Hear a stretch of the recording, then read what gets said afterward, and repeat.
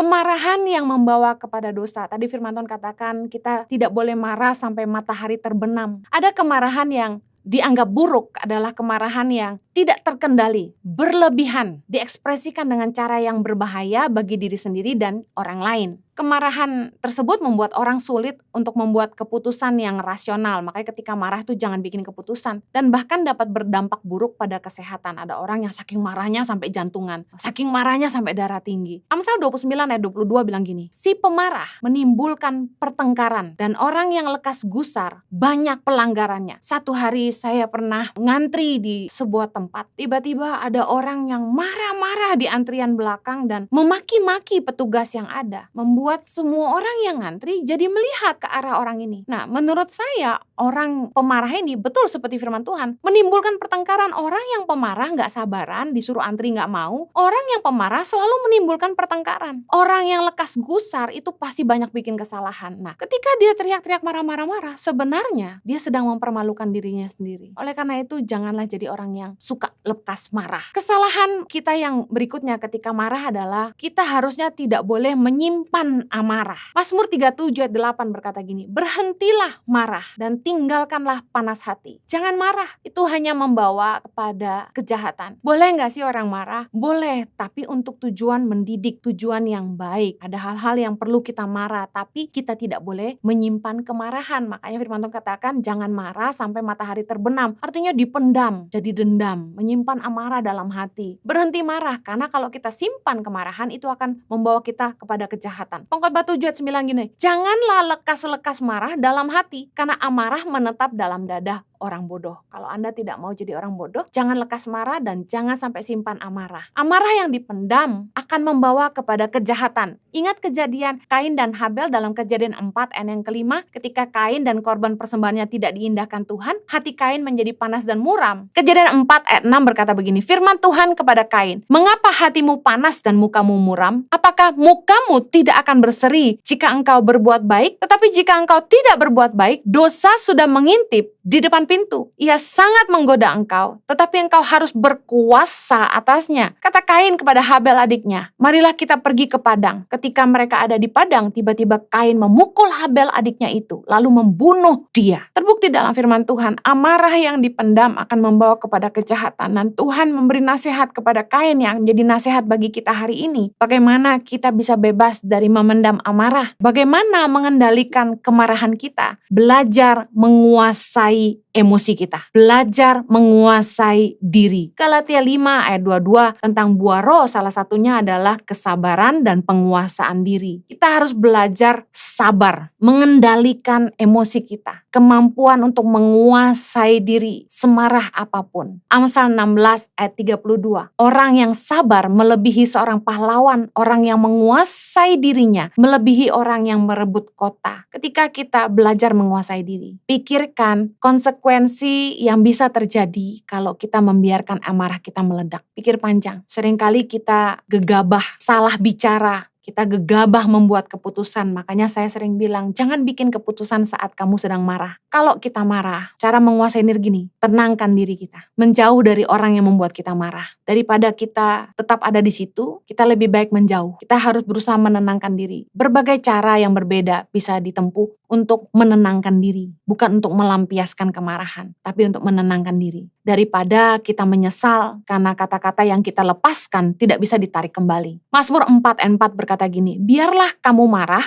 tapi jangan berbuat dosa. Berkata-katalah dalam hatimu di tempat tidurmu, tetapi tetaplah diam.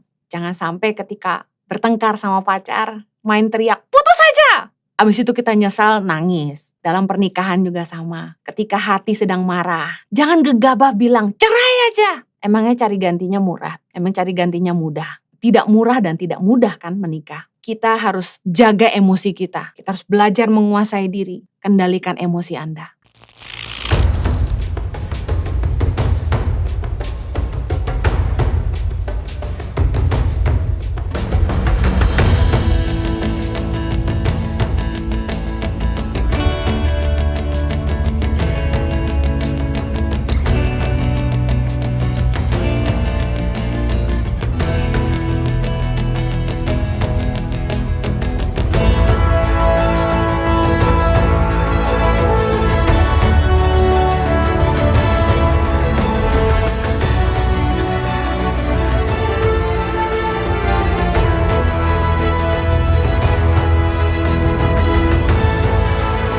Cerita anak pedalaman dalam meraih mimpi dan mengejar cita-cita bersama Tangan Pengharapan.